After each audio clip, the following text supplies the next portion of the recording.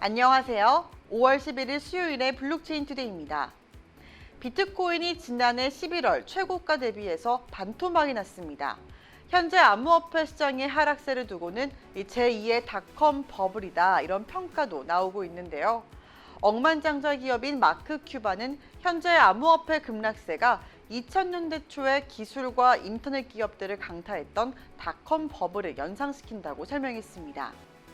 그럼 오늘 블록체인 업계 주요 소식입니다. 리테일 강자인 키움증권이 디지털 자산 분야의 채용에 박차를 가하며 저변 확대에 본격 나서고 있는 모습입니다. 주요 업무에는 STO, NFT, 커스터디, 월렛 등이 언급됐는데요. 최근 블록체인을 기반으로 된 STO나 NFT 등이 미래 먹거리로 관심도가 올라가자 이에 대응하기 위해 채용을 진행 중이라는 설명입니다. 앞서 키움증권은 STO에 대해서 관련 기업들과 협약을 맺으며 큰 관심을 모여왔는데요. 최근에는 세종텔레콤과 비브릭 사업의 활성화를 위한 업무 협약을 맺었습니다. 이번 협약을 통해서 두 회사는 부동산 외에도 다양한 블록체인 기반의 실물 자산의 유동화 가능성과 그 범위를 넓힌다는 계획입니다. 블록체인 핀테크 전문기업 두나무가 취약계층 청년 지원을 위한 넥스트 스태퍼즈 희망기금을 조성한다고 밝혔습니다. 지난해 고객 예치금 이자 수익에 해당하는 58억 원 전액을 금융 지원에서 소외된 청년들을 지원하는 것에 지속적으로 활용한다고 하는데요. 코로나19 장기화로 악화된 고용 환경과 또 취업난으로 인해서 희망찬 미래를 설계하기가 힘든 이 취약계층의 청년층의 자립을 지원하기 위해서 마련됐다고 합니다. 특히 시중은행 등 금융권 대출이 어렵고 다중채무나 불법 대출 리스크에 노출된 청년계층에 대한 실질적인 지원책 마련에 초점을 맞췄습니다. 두나무는 앞으로 새로 발생하는 이자 수익에 대해서도 ESG 경영에 활용하고 사회공헌 사업에 적극적으로 기여하는 방안을 검토하기로 했습니다. 부산 블록체인 특구 사업이 중단 위기에 놓였습니다. 부산시는 지난해 말에 규제 특례가 필요한 블록체인 기술 기반의 사업 모델을 모집해 올해 초 중기부에 특구 사업으로 추천했는데요. 올해 부산시가 블록체인 특구 추가 사업으로 추천한 사업은 모두 6개로 암호화폐 수탁 서비스, 블록체인 기반의 교육 톡탈 저작권 관리 서비스, 블록체인 기반의 부동산 및 실물 자산 거래 플랫폼입니다. 중기부는 6월 말이나 7월 초에 특구 추가 사업의 선정자를 발표 예정이지만 부산시가 추천한 6개의 블록체인 특구 추가 사업은 선정 과정에서 모조리 중간 탈락한 것으로 알려졌습니다. 만약 추가 사업을 발굴하지 못한다면 내년에는 자칫 특구 사업이 없는 특구로 전락할 가능성이 큰데요. 지금처럼 특구 사업의 발굴조차 힘든 상황이 지속될 경우에는 부산 블록체인 특구 자체마저 2024년에는 종료가 될 수 있다는 우려의 목소리가 커지고 있습니다. 이탈리아 명품 브랜드 구찌가 이달 말부터 미국 내 일부 매장에서 암호화폐로 결제를 허용한다고 밝혔습니다. 또한 여름까지 북미 매장 전체에서 암호화폐 결제를 가능하도록 만들 계획이라는데요. 고객들은 비트코인과 이더리움, 그리고 비트코인 캐시, 라이트코인, 도지코인, 시바이누를 포함한 10개 이상의 암호화폐를 이용해서 상품을 구매할 수 있습니다. 구찌는 고객에게 향상된 경험을 제공할 수 있도록 항상 새로운 기술을 수용하려고 한다면서 이제 지불 시스템 내에서 암호화폐를 통합할 수 있게 됐으며 이는 암호화폐 결제를 원하는 고객에게는 아주 자연스러운 진화라고 설명했습니다. 앞서 지난 3월에는 이 오프화이트가 이미 암호화폐 결제 방식을 도입한 바 있는데요. 이 명품 업계도 하나둘 암호화폐 결제를 도입하는 모습에 업계 이목이 모이고 있습니다. 인도 뭄바이에서 본사를 둔 인도 중앙예탁결제원 NSDL이 블록체인 기반의 보안과 약정 모니터링 플랫폼을 출시했습니다. NSDL은 최근 인도 증권거래위원회와 함께 DLT 플랫폼을 공식 출시했는데요. 이 플랫폼은 회사채 시장의 보안 및 거버넌스 모니터링을 강화해서 시장에 더 많은 기율과 투명성을 제공할 것으로 예상됩니다. 세비의 마다비 프리 부회장은 이 블록체인 및 투명성이 이 기술의 인기를 얻는 주요 원인이라고 강조했지만 현재 비용의 효율성에 대해서는 유보했습니다.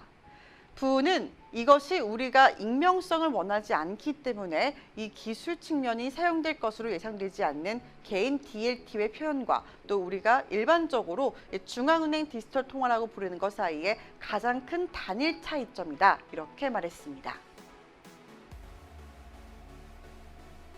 일본 전자상거래 사이트가 중고차 결제에 비트코인과 리플을 허용한다는 소식입니다.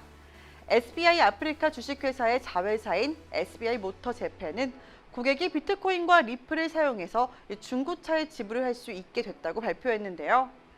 리플이 일본의 국경 간 전자상거래 웹사이트에 배포되는 것은 이번이 최초입니다.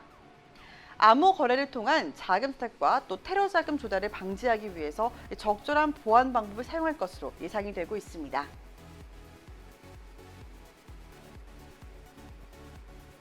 블록체인 이슈 앤 트렌드 초성 뉴스에서 이은주 아나운서가 전해드립니다.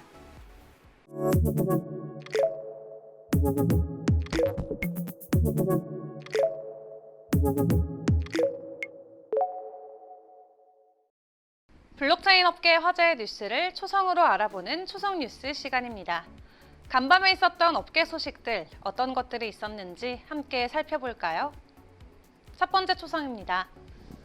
티읕 리을인데요. 이 급격한 가상자산 하락으로 디패깅 현상이 나타나면서 큰 이슈를 몰고 있는 프로젝트죠. 바로 테라입니다.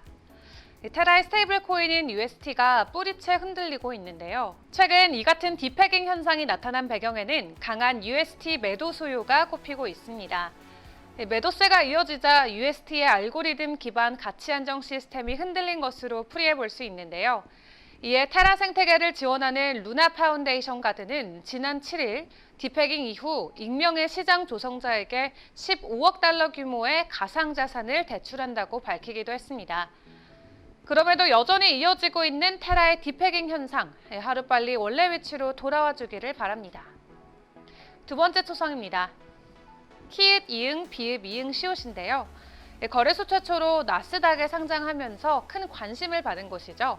바로 코인베이스입니다. 암호화폐 가격 하락세가 두드러지고 있는 가운데 상장된 암호화폐 관련 기업들 주가도 곤두박질 치고 있는 현재인데요. 미국 최대 암호화폐 거래소인 코인베이스 주가는 하루 만에 19.5% 폭락했습니다. 지난해 11월과 비교해보면 코인베이스 주가는 77%나 하락했는데요. 급격한 주가 하락은 10일 코인베이스가 1분기 실적 발표를 앞두고 더 두드러졌습니다. 실적에 대한 애널리스트의 전망 또한 긍정적이지 않는데 코인베이스도 이미 지난해 4분기 실적을 발표하면서 암호화폐 자산 변동성과 거시경제 요인들을 고려하면 거래 규모와 월간 거래하는 사용자 수는 계속 내려갈 것으로 전망한 바 있었습니다. 이렇게 스테이블 코인 그리고 블록체인 관련 주가들도 일제히 폭락하고 있는 가운데 여전히 희망의 목소리를 내고 있는 업계 인사들도 많습니다. 마지막 초성에서 한번 확인해 볼까요? 미음 키읔 키읔 비읍입니다. 억만장자 투자자로 굉장히 유명한 분이죠. 바로 마크 큐반인데요. 마크 큐반은 암호화폐 시장이 과거 인터넷과 같은 대규모 구조 조정을 거쳐 성장해 갈 것이라는 전망을 내놓았습니다. 암호화폐가 과거 쓸모없는 수많은 스타트업들이 사라졌던 2000년대 초 인터넷 산업과 같은 단계를 겪고 있는 것으로 진단한 건데요. 그는 과거 인터넷 초기 단계 스타트업들이 다양한 지원과 혜택을 통해 급증했었다면 현재 암호화폐는 NFT, 디파이, P2E 등에서 비슷한 모습을 보이고 있다고 밝혔습니다. 또 그는 암호화폐 분야에서 사업 생산성과 수익성 향상을 위해 중요한 것은 스마트 계약의 사용이라면서 그것을 통해 경쟁 우위를 확보해야 한다는 사실을 깨달은 블록체인 기업만이 살아남을 것이라고 강조하기도 했습니다. 지금까지 초성 뉴스 이은주였습니다. 뉴욕 증시가 재차 폭락하며 암호화폐 대장주인 비트코인도 내림세를 연출하고 있습니다. 투자 심리 또한 많이 위축됐는데요. 극단적인 공포 상태를 계속해서 이어가고 있는 요즘입니다.